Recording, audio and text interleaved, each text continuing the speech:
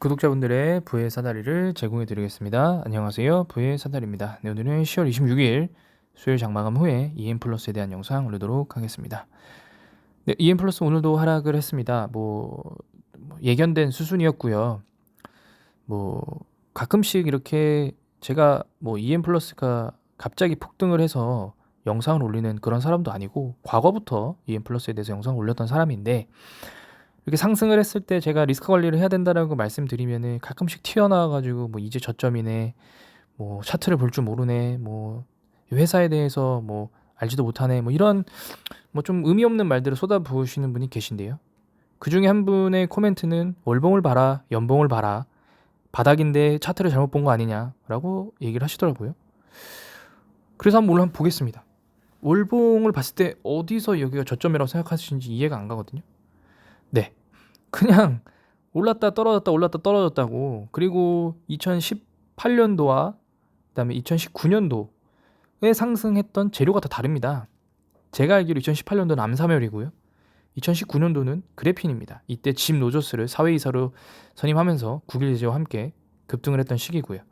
그리고 2021년도 현재는 2차전지 테마로 다시 주가를 상승시키고 있는 상황입니다. 물론 2007년도에는 어떤 사유로 올랐는지는 모르겠습니다만, 연봉을 보게 되더라도 뭐가 없죠. 네, 이때도 결국에 암사멸이고요, 이때는 그래핀입니다. 없습니다. 그러니까 어떤 이런 지금 현재 EM 플러스는 단기 추세로 보고 매매를 해야 되는데, 연봉 월봉 보면서 무슨 추세를 얘기하는 거는 사실은 조금 어불성설이고요. 현재 고점을 찍고 하락되어 있는 상태이고 볼리지 밴드 상단을 하회하고 있습니다. 보통 제가 통상적으로 일본 기준 볼리지 밴드 상단을 돌파한 후에 상단을 하회 종가로 하회하면은 보통 매도를 고려해야 된다라고 말씀드립니다. 그렇게 되면은 현재 봤을 때 이미 5,020원에 매도를 했었어야 일부는 맞고요. 현재 EM 플러스는 이제 기로에 서 있습니다. 그러니까 제가 말씀드렸지만 EM 플러스는 잘 되면 금양, 안 되면 다시 EM 플러스겠죠. 다시 이렇게 고점 찍고 폭락하는, 지금 보시면은 이때도 아마 2차 전지랑 그다음에 쌍용차 인수 테마 띄어가지고 급등했다가 급락시키고 더 폭락했던 기억이 납니다. 그래서 안 되면 다시 이때처럼 돌아가는 거고요. 그게 아니고 잘 되면은 이제 금양처럼 되겠죠. 5,000원, 3,000원짜리가 2만 원까지 가는. 현재 금양도 매출이나 이런 부분들이 전혀 없습니다.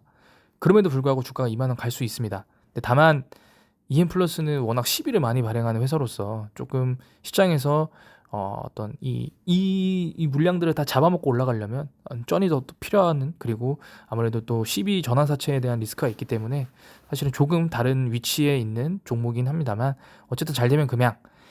그리고 단순히 수급 관점으로 말씀드리면 현재 EM 플러스가 지향해야 되는 어떤 차트는 휴마시스입니다.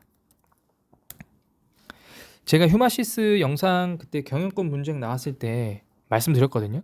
한번 올해 처음으로 어떤 단기 종목들에 대한 영상을 올렸는데, 제가 그때 휴마시스 영상을 올렸던 이유는 경영권 분쟁이 단순히 그러니까 경영권 분쟁이라는 테마가 생겼다고 해서 무조건 오르는 건 아니다. 실제로 대한항공과 한진칼처럼 서로 어떤 경쟁 지분이 비슷해야 되고, 그들 사이에서 지속적으로 어떤 언론 쟁탈전이 있다라고 하면은 우리가 예상하지 못한 수준만큼 가격이 올라가지만, 그런 게 아니라고 하면은 그냥 바로 어떤 그런 테마가 종료될 수 있다라는 말씀드렸는데요. 결국 휴마시스도 물론 10,000원에서 23,000원까지 상승을 했습니다만, 23,000원 상승 후에 거의 그 상승분을 다 반납했고 다시 반등하고 있는 추세입니다. 보통 통상적으로 하락할 때 상승분의 절반 이상이 떨어진다라고 하면은 매수 세력이 일부 물량을 털었다라고 생각하는데요. 모든 것은 다 어떤 과거의 답습대로 가진 않습니다. 다만 우리에게 속일 수 없는 부분은 바로 거래량입니다. 거래량은 줄었습니다. 그러니까 매도세와 매도의 정도는 심합니다만, 이 과거에 매수했던 거래량보다 훨씬 줄어 있습니다. 거래량이 줄었다는 건 파는 사람이 없다는 거, 줄어들었다는 겁니다. 결국에 사는 사람이 아무리 많아봐야 파는 사람이 없으면 점상입니다. 그러니까 거래량이 줄어들었다는 건 이 소위 말해서 뭐 개인만 손절 아니면은 뭐 단타 물량만 손절 이런 이슈일 수 있거든요. 그래서 어쨌든 이것도 결국엔 결과론적입니다만 여기서 더 떨어지지 않고 하루 버티고 이틀 말아 올리면서 어떤 기대감, 왜냐면은 오늘 상승할 때 이전에 3일간의 하락했을 때보다 거래량이 더 나왔기 때문에 물론 이때도 요 시점에 손절하지 못한 종목 사람들이 손절을 했을 수도 있겠지만 결국에는 시가 대비 상승으로 끝났다라는 점이 어떤 내일 그리고 다음 주에 어떤 그 경영권 분쟁 이슈만 뉴스 한번 더 터지거나 아니면 지분 공시가 조금이라도 변화가 있다라고 하면 또 폭등이 나올 수 있는 상황입니다. 그래서 제가 이런 휴마시스를 빗대어서 EM 플러스도 결국에는 현재 상태에서는 EM 플러스가 주가를 다시 반등시키기 위해서는 이런 모습이 필요하다라고 말씀을 드리고 싶었던 겁니다. 그래서